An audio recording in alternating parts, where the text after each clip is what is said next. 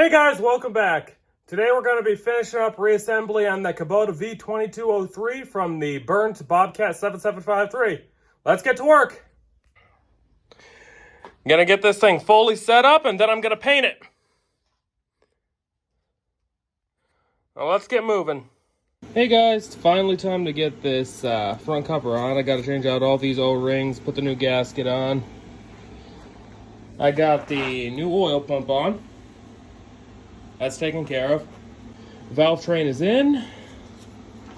Still have to do some adjustments there, but gonna keep hammering along, getting everything put back together. Now let's get this front cover situated after I get the rest of the inside areas cleaned up. Let's get to work. I'll bring you back when it's time to put it on. Okay guys, this is where we got to yesterday. Got new injectors in. New return line in, new glow plugs in, intake back on, exhaust back on, oil pump in. I lost a little bit of footage of putting the injectors in, but that's pretty straightforward. That's what happens when your phone dies. But I haven't set the valve lash permanently. I'm gonna check it after running for about 15 minutes because those are new springs. Now let's get this timing cover on. I had a real hard time finding this O-ring right here. It was surprisingly difficult to find this O-ring right here. But new O-rings for the oil side and a new one for the coolant side. It's not quite perfect in there, but I went to 13 places, including 2 Kubota dealerships, with no luck finding that O-ring. Apparently it's 32 millimeter by 5.3 millimeter width, but this is the closest I could get. There is another gasket around the entire thing, and I'll put a little bit of RTV in this area as well. And honestly, I have to stick a little bit of RTV to hold all the O-rings in while you're finagling the cover on. But let's get this on, and I'll bring you back once I got this cleaned up and the new gasket on. Thin coat of RTV over the new gasket and around the O-rings just to hold them in place, as you got to do a little bit of wiggling to get it on. And last thing you want is to have one of those O-rings fall off, as those are pressurized oil going through them. Let's get this thing on. And if y'all are screaming at your screen about putting too much silicone around those oil passage O-rings, not to worry, I did wipe a good chunk of it off before closing this up. There are dowels. Just wiggle it. There we go. Let's get these bolts on. Silicone on just about everything. Especially this oddly shaped water pump with a long gasket. I don't want that leaking. Key back on the flywheel. Pulley back on. A new water pump and a new thermostat housing from Kubota.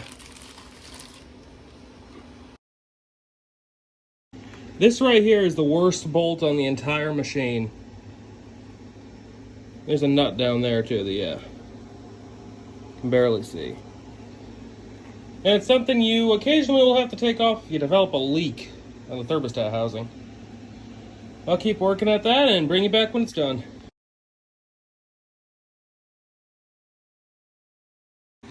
There we go. Front timing cover on, new water pump on, new thermostat housing on, oil filler housing on, throttle done. Pump is put back the way I found it, at least. Just cleaner. Not sure much on the throttle geometry since basically everything past here was missing, but I'll figure that out. New drain for the coolant. I probably ought to get a new bleeder valve, because if there's any sort of O-ring in this, it's ruined. But pretty good improvement. It spins over freely right now. I put a little bit of oil in it and rotated it by hand just to get some oil in the new oil pump. But now it's time to tape off the injectors and return line and paint it.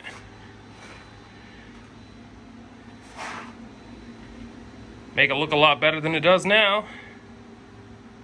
Let's get to work on that. Kind of funny, I'm painting it before we even know if it runs. But it is kind of a mood booster seeing paint on a project that's been sitting for a long time. Kind of motivates you to get moving along on it. We'll know if it runs by the end of this video. Hopefully this isn't a waste of time. I'm hopeful though. It does spin over freely now, compared to how it was before.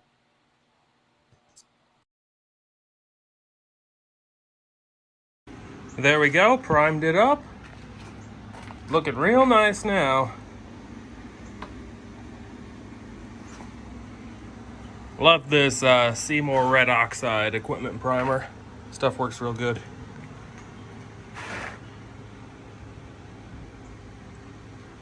I'll bring you back when it's time to fully paint the thing.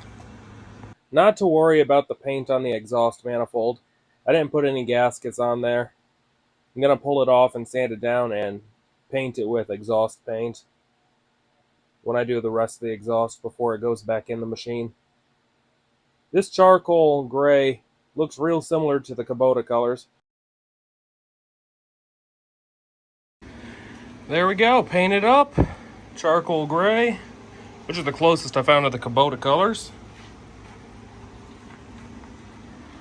Looking like a nice new engine. Got about, what, 580 bucks? No, 680 bucks in tearing this down, getting it unseized, and everything I put into it.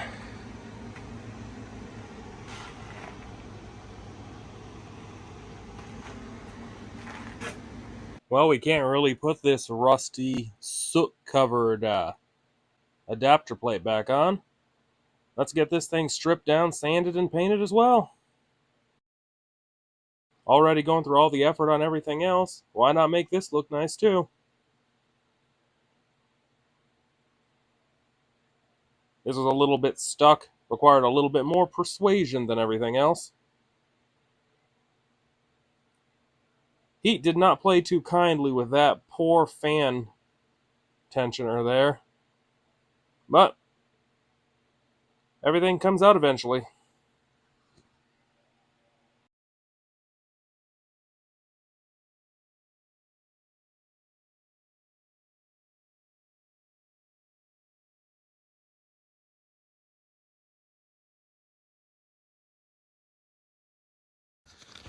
Things are moving along good. Got the flywheel cleaned up. Got the pulley off the pump cleaned up. Gotta prime these and get everything ready for final paint.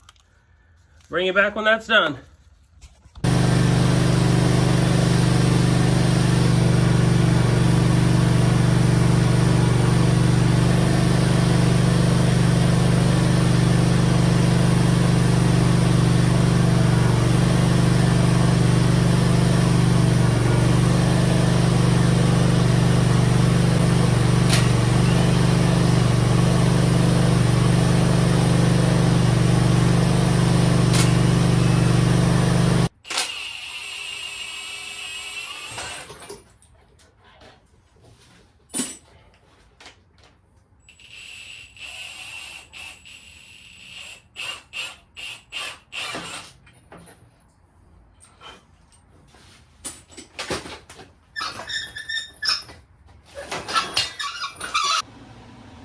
Now let's get this thing lowered down.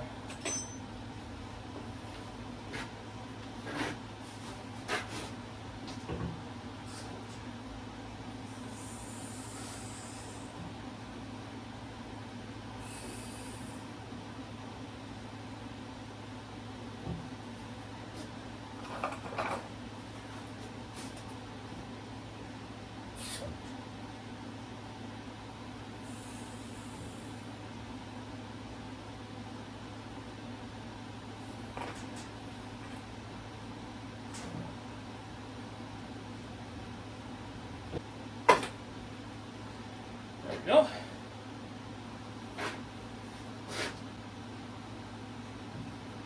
There we go. Engine is off the stand. Obviously gonna change this rear main seal and the seal plate gasket.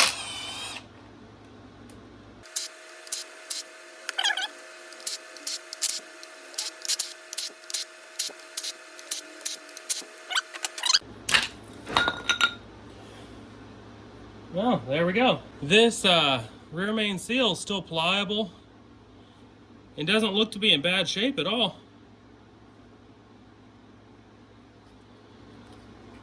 That's kind of surprising considering the fire.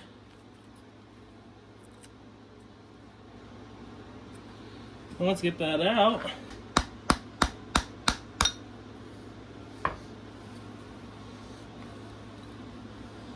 Seal removed. Honestly, probably would have been fine with that.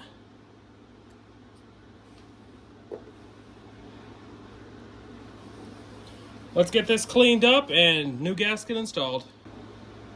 I'm gonna tap this new seal in gently. All right, new seal pressed in, gasket on. A little coating of RTV around it so we don't have any seeps behind the flywheel.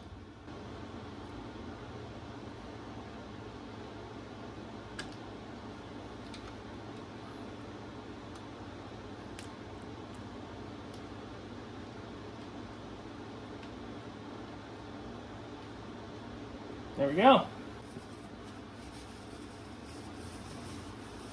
I believe we should be good now.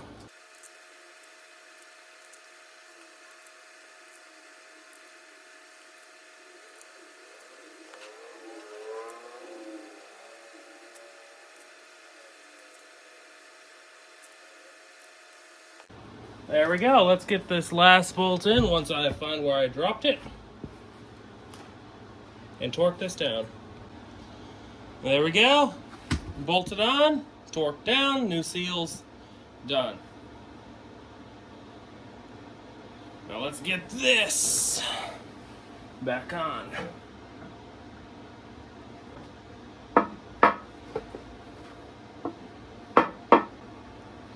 Okay, there we go. All bolts torqued, everything double checked, seal in. Now let's get this flywheel back on. There's a pin on the flywheel that has to go into a indexing mark on the crank. Don't know if it's recommended or not, but I'm going to put a little bit of Loctite on these crank bolts. Because you definitely don't want this, what, probably 30-pound, 35-pound flywheel making itself free. This machine has come a long way from where I was. I'll bring you back after it's torqued. There we go. Let's get this new starter bolted in. Hope this starter's good. It's a new one. I ordered it like 6 months ago though.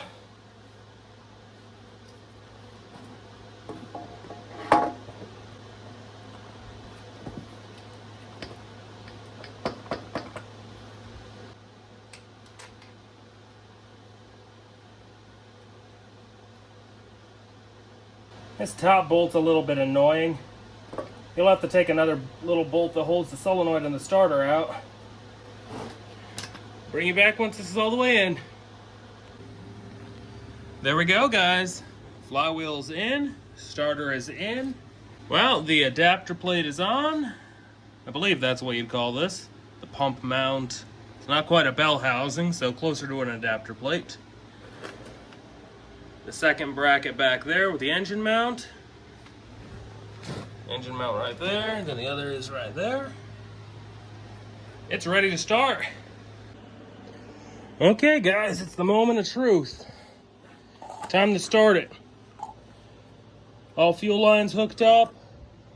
Primer bulb to a tank of diesel.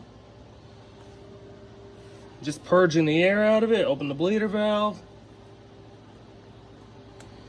We got diesel up to the injection pump.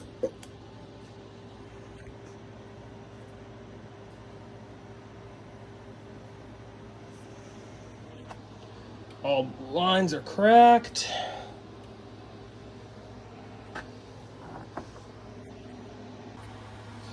Okay guys, it's time. Let's bleed these lines and see if it fires. Got the emergency board ready to go.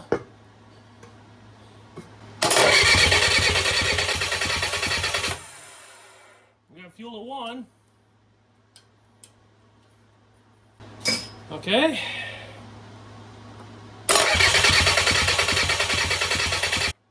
We got fuel at 2. Okay.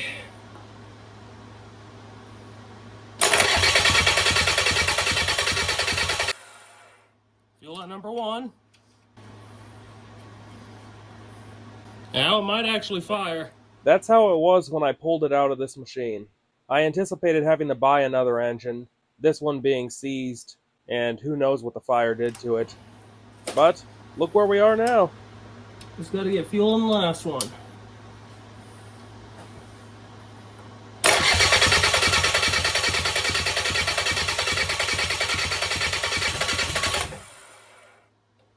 We had sputter.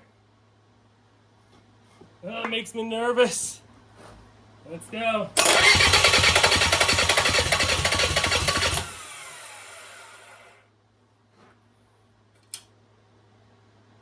Still no fuel there though. Let's get something around the other side. Just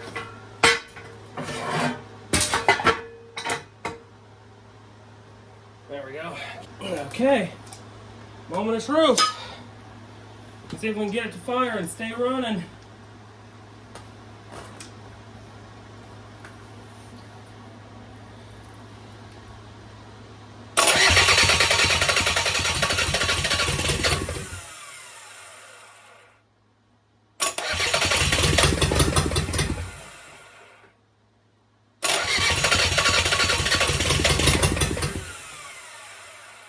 Well, it's not knocking.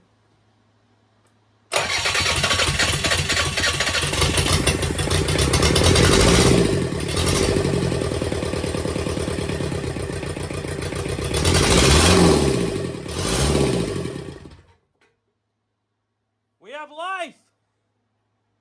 And we got fuel bled all the way up there.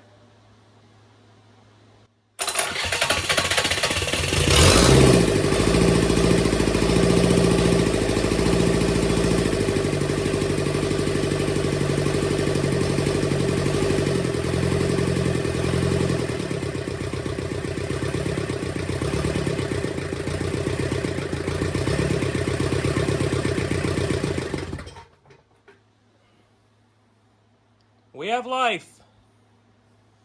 We do have a couple of leaks at these injectors that I got to take care of. And honestly, then got to reseal the top of the injection pump. And I do have to adjust the valves, but we do have life. Let's start it one more time. Let's run it for a second.